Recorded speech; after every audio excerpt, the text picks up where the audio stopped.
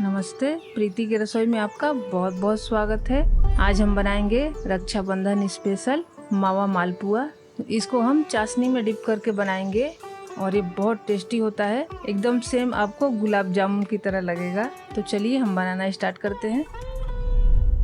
ये हमारा 250 ग्राम मैदा है और 100 ग्राम खोया है और ये 10 से 12 पिस्ते हैं, हमने बारीक बारीक काट लिया है और 1 कप शक्कर है और 1 कप हमने दूध लिया है। 14 से 15 किशमिश है। सबसे पहले हम ये खोए को पीस लेंगे, मिक्सर जार में डालेंगे और इसमें 7 से 8 चम्मच दूध डालेंगे ताकि अच्छे से हमारा पीस जाए। अब हम इसको पीस लेंगे।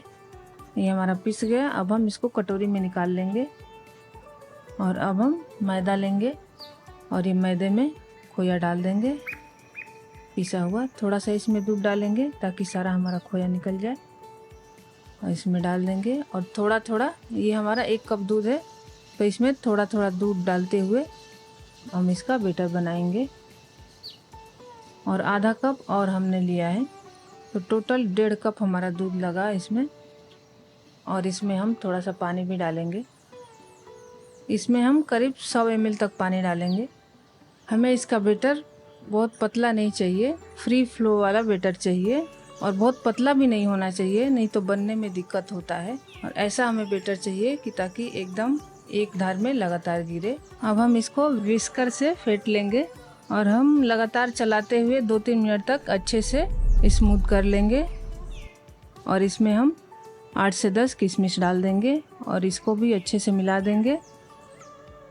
और ये देखिए हमारा हो गया है। अब हम इसको ढक के रख देंगे 10 से 15 मिनट रेस्ट के लिए। और चलिए तब तक हम चाशनी बना लेते हैं उसका। तो ये 1 कप शक्कर है, डाल देंगे पैन में और इसमें आधा कप पानी डालेंगे और इसको घुलने देंगे। हमें इसको घुलने तक ही पकाना है, हमें कोई तार वाली चाशनी नहीं चाहिए। और अब हम डालेंगे इसमें 2-3 हरी इलायची, इसको खोल के डाल देंगे और इस शक्कर को घुलने देंगे। और ये देखिए शक्कर घुल चुका है। अब हम इसमें 5 से 6 बूंद नींबू का जूस डालेंगे, इससे चाशनी जमेगी नहीं। चलिए अब हम मालपुआ तल लेंगे। तो उसके लिए हम एक पैन लेंगे और पैन में 200 से 250 ग्राम हम घी डालेंगे।